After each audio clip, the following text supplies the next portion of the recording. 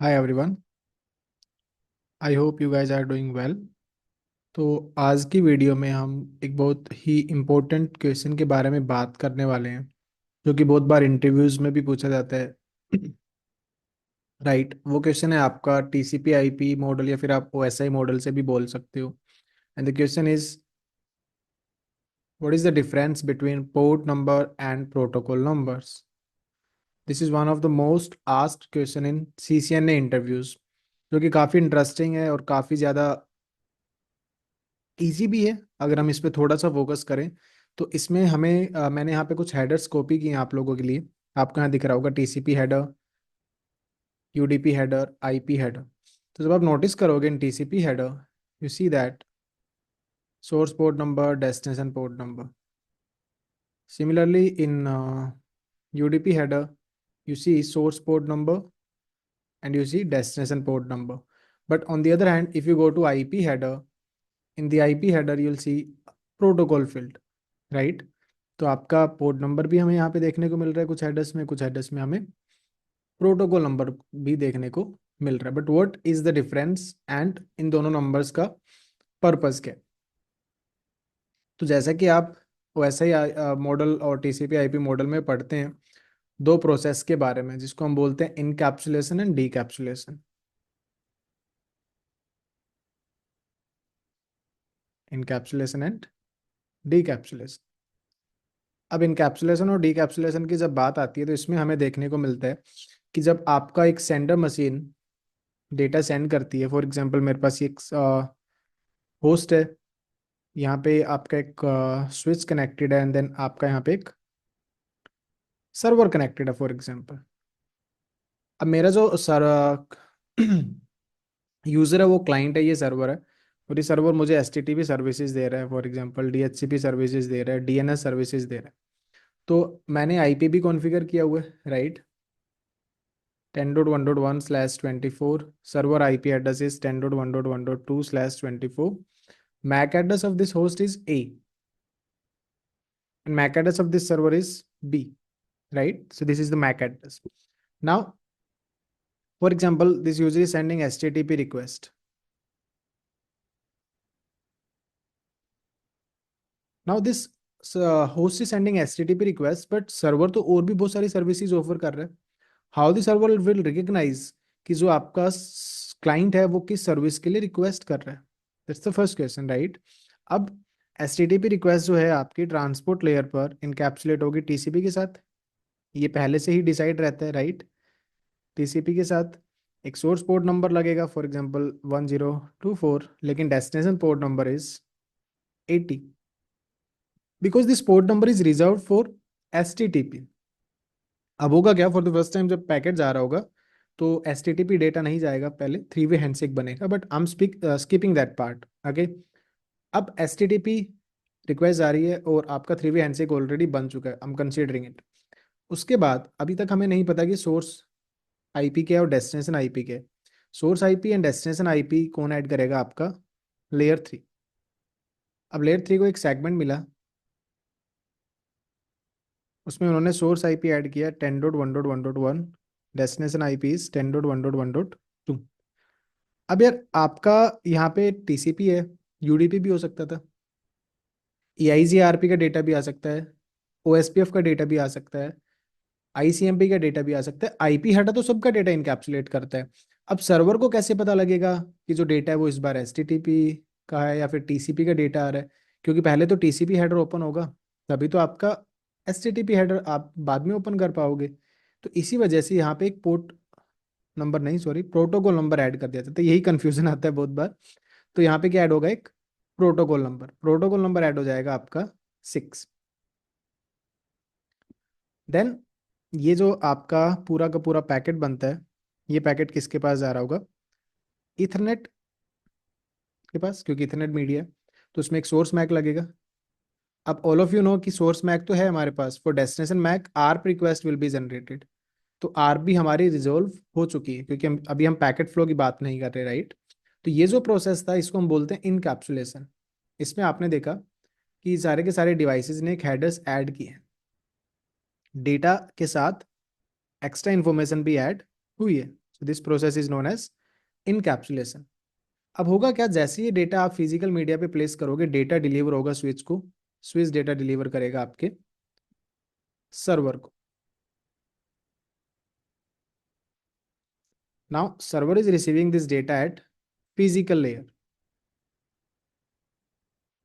Means media, physical media पे आपका data receive होगा। अब जो डीकैप्सुलेशन प्रोसेस है, decapsulation process is from bottom to top. अब जो चीजें हमने इसमें ऐड की थी ना आपकी, वो आपकी डीकैप्सुलेशन में हेल्प करती है। एक और चीज है आपकी यार लेयर 2 पर, जिसको हम बोलते हैं टाइप फील्ड।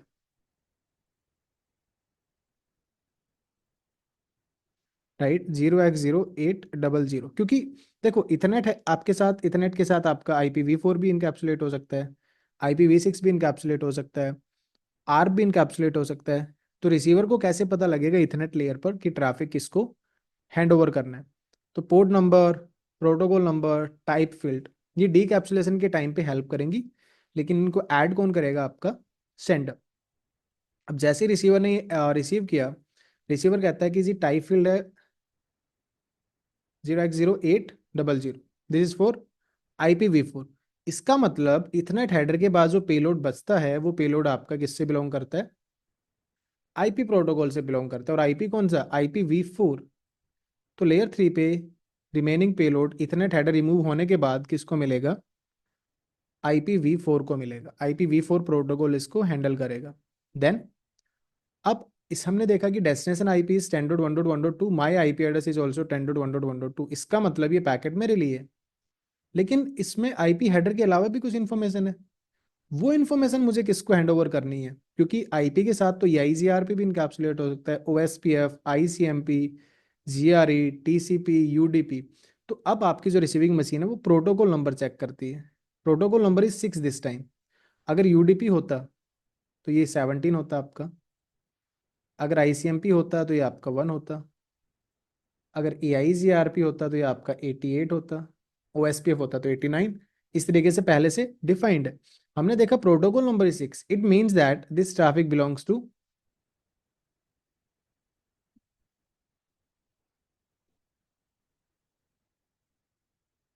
सॉरी,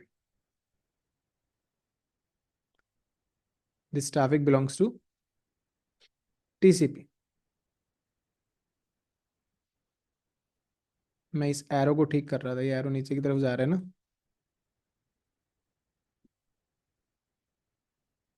हमें इसको ऊपर की तरफ करना है क्योंकि हम डीकैप्सुलेशन कर रहे हैं।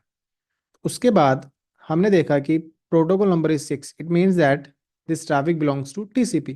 तो हमने ट्रैफिक TCP को हैंड ओवर किया। Then TCP will say okay, traffic belongs to me, but TCP header जो है वो 20 बाइट्स का है, उसके अलावा भी एक्स्ट्रा पेलोड है। वो पेलोड मैं किसको हैंड ओवर करूं?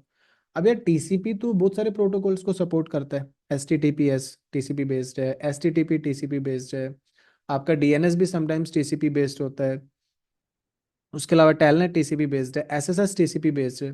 तो आपका जो TCP है अपना हेडर रिमूव करेगा, और जो रिमेनिंग पेलोड है वो हैंड ओवर करने के लिए पोर्ट नंबर चेक करेगा। इस बार पोर्ट नंबर है 80। इसका मतलब ये जो ट्रैफिक है वो आपका लेयर 7 पर किसको मिलेगा? HTTP को।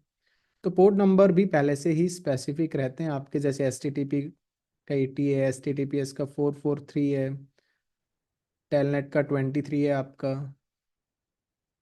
SSH का 22 है। ऐसे आपके पोर्ट नंबर भी फिक्स्ड हैं। तो अगर हम यहाँ सिंपल बात करें तो आपके पास तीन चीज़ें मेनली रहती हैं। वैसे डेटा इनकैप्सुलेशन के टाइम पे हम उनको ऐड करते हैं, लेकिन वो डीकैप्सुलेशन में हमारी हेल्प करती हैं। Port number, protocol number and type field. अब टाइप फील्ड आपकी इथरनेट हेडर में,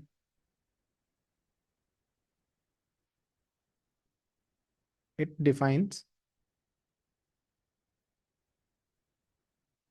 layer 7, or you can say defines the application layer protocol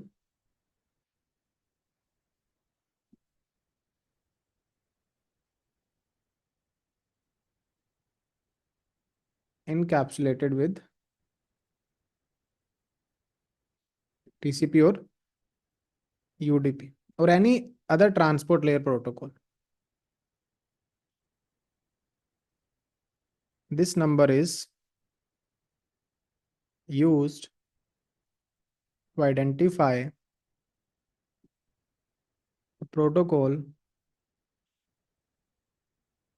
encapsulated with IP header. कौन सा प्रोटोकॉल आईपी हेडर के साथ इनकैप्सुलेट है, ये चीज आइडेंटिफाई करने के लिए हम क्या यूज करते हैं? प्रोटोकॉल नंबर यूज करते हैं. Type field,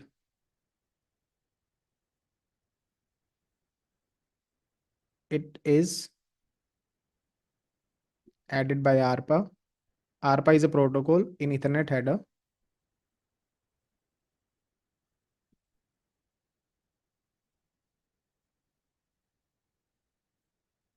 It is used to identify the protocol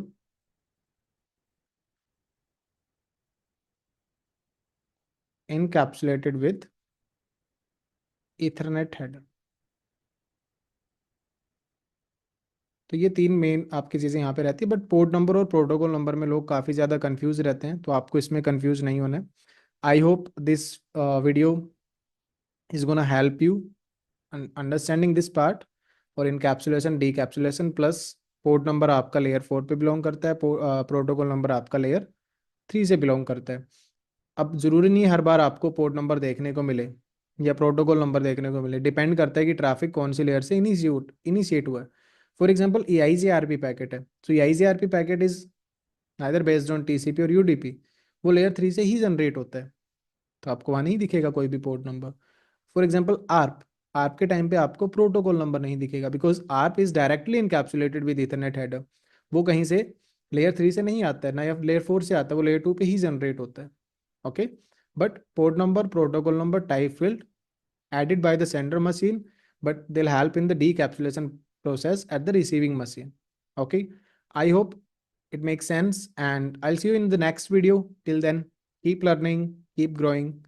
Thank you for watching this video, and make sure you subscribe our YouTube channel for such informational videos. Bye bye.